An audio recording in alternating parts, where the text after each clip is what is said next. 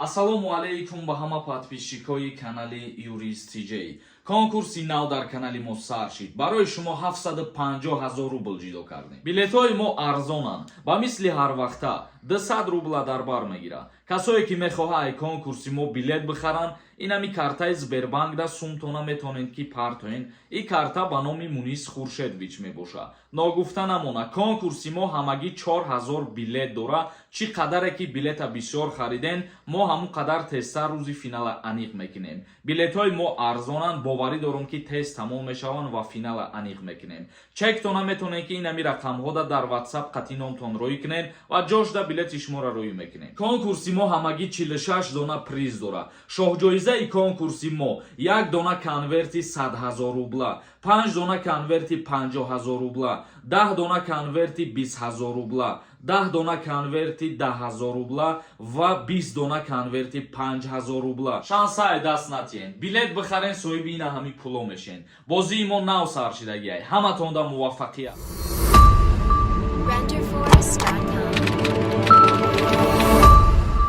Ассалому алейкум ба ҳама тамошобинони барномаҳои канали Юрист TJ. Чӣ хеле ки ман ба ҳамаи шумо ваъда кардагӣ будам ки оиди Дубай рафтан, оиди нархнавош як видео мекунам. Инак и ҳамун видеоае. ҳатман лайк бимонен, ба дигарорам равон кунен, ҳами қадар дастгирӣ кунен тамом. Чӣ қадар чизере ки ман ба информатсияи худам ҷамъ кардам ё ба чашми худам дидам, ҳамура ба маълумоти ҳамаи шумо мерасонам. Рӯзе ки мо сафар кардем ба шаҳри Дубай аз ҷумҳурии Тоҷикистон.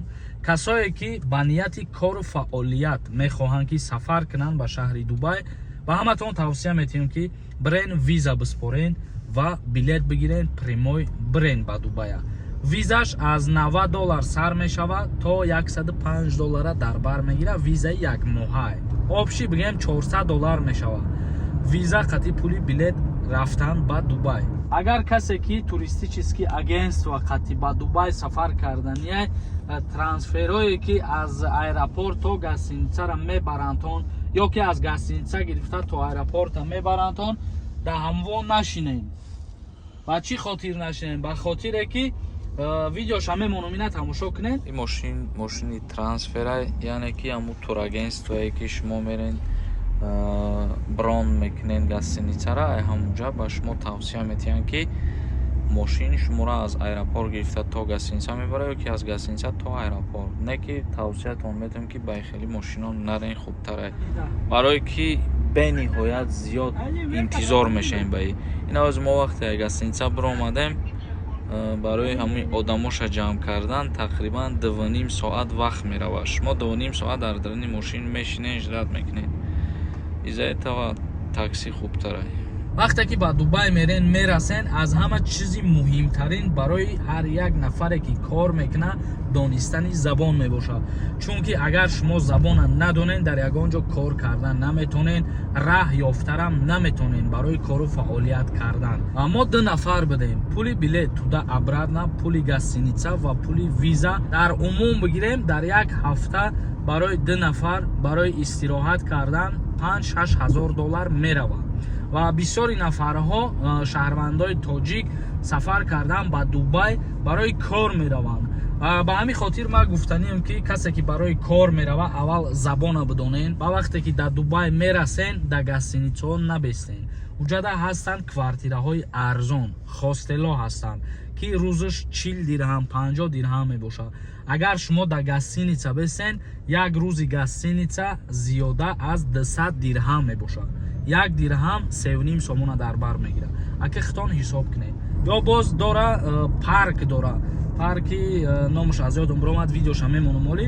ина бародаро мо қарор дорем дар ҳамун парке ки гуфтем ба шумо ки сафар мекунем.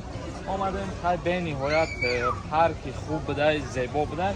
ҳама чизаш сохта, яъне ки ба гил тамоми чиза сохтагиам дар инҷа. ай фил сар карда то самолёту то оҳуву дигару дигар ҳама чизош ҳастад. умуман дар инҷа меои тамоми мардума, тамоми миллата мебинӣ, вометри ҳамсуҳбат мешавӣ. мардуми хубам бисёр аст, вале боз дар ҳама ҷо ҳастад мардуме ки дар дилиш як нафрат дораву як хусумат дорад.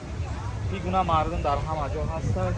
ҳай боз нишонатон метиҳем ки ҷое ки сафар кардем. мисол мегирем вақте ки шумо забона медонен мерен дар любой ҷош кор ёфта метонед. Мерен дар гостиницаҳо диспетчер мешед ё ки ягон вазифаи дигар мегирен. Минимални музди маоши моҳона дар Дубай аз $1000 сар мешавад то $3,5-4,000 мебошад. Яке ягора шумо вақте ки мерен $4,000 ойлик намегирен. як сол ё ним сол $1000 $1,500 ойлик мегирен. баъд оста зиёд шидан мегира. И барои ҳамун нафарое мебошад ки забона хуб медонанд. ё мисол мегирем як сафарӣ мерен, десек аз тамошо бодои қимода мошин бозӣ мекунад, сурат мегирен, дигар чизо. ҳамун рӯз як $300-400 меравад.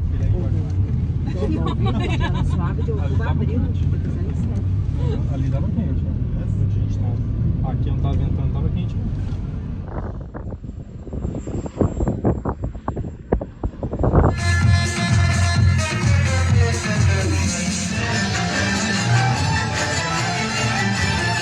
баъд оиди таксиёш як чизи дигара фаҳмонданиам ба ҳаматон. дар комментарияҳо чандин нафаро нависонданд ки мо метонем бирем дар онҷа таксӣ кор кунем. минуси таксӣ кор куниш ҳамин мебошад ки шумо ширкат мерен ба ҳайси коргар кор мекунед. кори таксишон бениҳоят зурай. мумкин дар як рӯз $500-600 кор кунанд, лекин $500-600 ба фоидаи шумо нест, ба фоидаи ҳамун ширкате. ногуфта намона шаҳрванди хориҷӣ наметона ки дар уҷа худаш мошин бихара ва ба мошини шахсии худаш таксӣ кор кунад.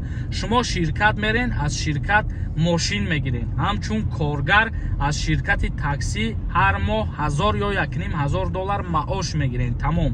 аз талини сум ба фоидаи ширкат мебошад.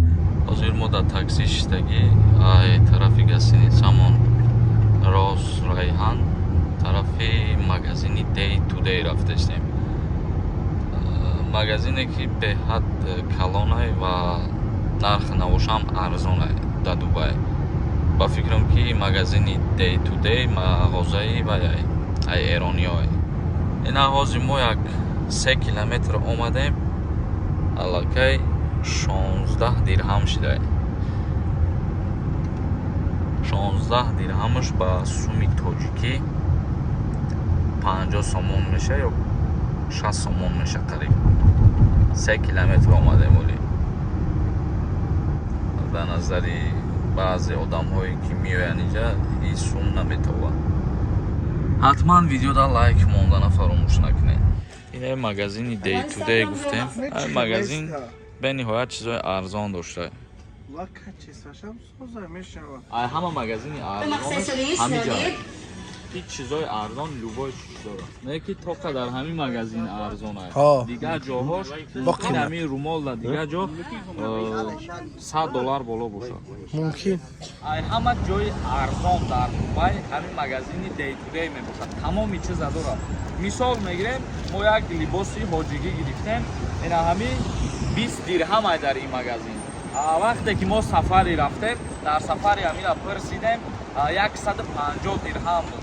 кае ки омадем ин мағоза биёем бидроем, тамоми намуди молла дора, ҳама намуди фурокара бо нархи арзона инҷа дастрас карда метавонед. атак аз талини ҷо ҳама ҷои қиматӣ аст. баъд гостиницаҳо як услугаи дигарам доранд ки шумо метонед ҳамун ресепшн фуроен муроҷиат кунед.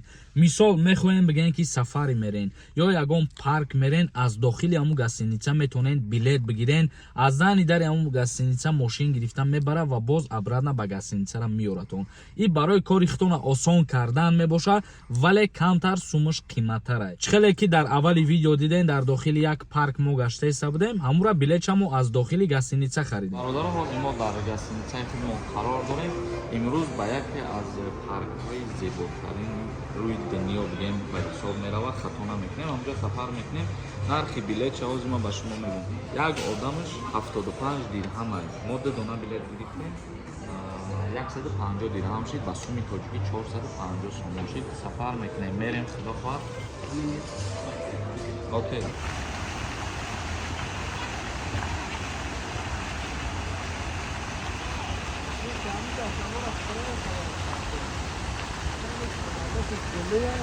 ва нозикиҳои шаҳри Дубай ҳамин мебошад ки ҷаримаҳои бениҳоят вазнин дора оиди риоя накардани қонуну қоидаҳои роҳ. мисол мегирем, агар полосаи сплошноя дар ҷумҳурии Тоҷикистон вақте ки меҷиқи максимум 150 сомон мисол штраф меспорӣ, вале дар шаҳри Дубай вақте ки сплошнои полосаи угла бордюра меҷиқи $1600 штрафат мекунанд. ё мисол мегирем, агар раҳош 7-8 полосаанд, обши раҳи ами калони 16 полосае қариб. ана ҳамун раҳҳоро агар ки пиёдагар примой бигзара $800 штрафш мекунанд барои аз и параи раҳ то у параи раҳ гузаштанаша. ва оиди озод буданаш бале озодае. Касере ки чӣ хеле форам мегардад, чӣ либосе форам мепӯшад, духтарам бачарам, ва соати чанди шабе ки ҷои форат меброи мегарди, ягон милитсия тира ғам наметия, аз ти ҳеҷ кас документ намепарса. чизе ки ҳаст қонунӣ ба камерае.